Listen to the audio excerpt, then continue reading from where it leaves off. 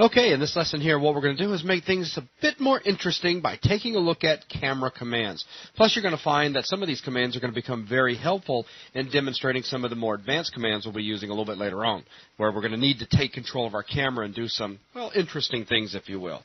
So, Logan, let's go ahead and get started with the field of view command. Okay. Well, field of view, again, implying just what's not only the angle of view, but really that adjusts how much you can see. Meaning if you were to widen out your view, it almost gives the sense of being zoomed back, whereas narrowing your field of view gives the sense of being zoomed in. And this is actually like pretty much what is used on stuff like, say, the lightning or sniper zoom. Right. But we have manual access to this, of course, if you're in a single-player environment where you have cheat commands accessible. So we would simply use FOV and then give it some value. Like, let's say, let's zoom way in, so 10. Again, a field of view by default is somewhere around 90. So 10 should zoom us way in. And that definitely did.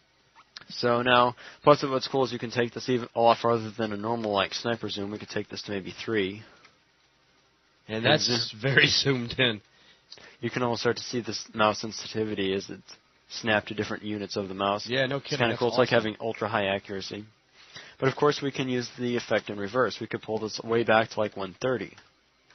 And now we have a sort of a fisheye kind of look to it. Now you kind of get that alien-type vision. Now, this is less useful for testing in general just because it's, like, we're not used to looking at a view that's really warped out like this. Like, if I up it to 150, it's a cool effect and all, but generally not used as much when testing. Whereas FOV10 could be very useful if you're, say, looking at the, like, different view modes or checking something as part of your level. Right. Just a cool command in general.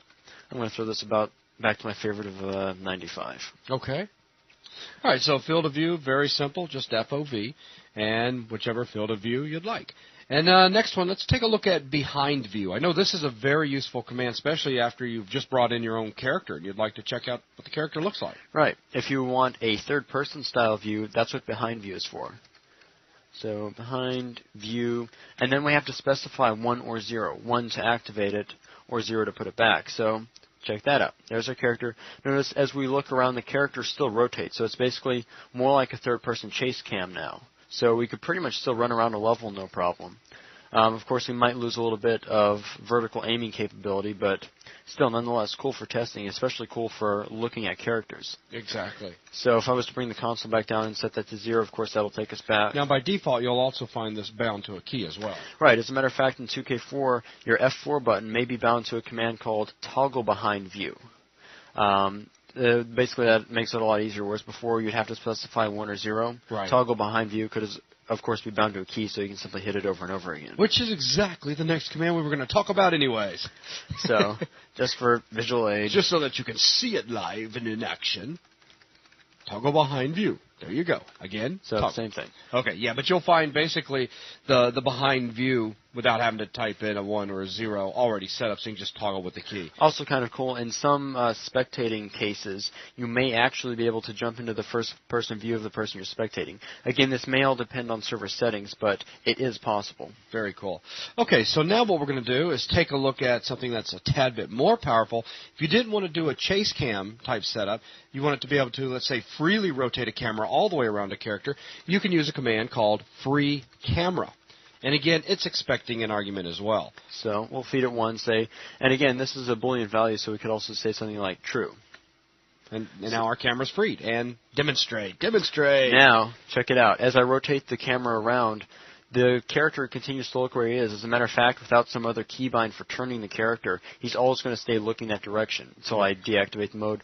But, of course, the advantage here is now we can look at the front of our character. Exactly. Or possibly get a closer look at the weapon he's holding. Right. Very cool. Okay, so with this, let's go ahead and move into our next command, which is view player. Okay, the first thing I'm going to do is maybe turn free camera back off. Again, another possibility for a Boolean value would be just the word off. Or, well, technically, yeah, maybe that's more of an any type setting. So right. You have 1, 0, true, or false. Again, not like 1 and 0 just because it's fast, but with this, now taking a look at the view player command, I kind of need another player in the level, so let me spawn one in real quick.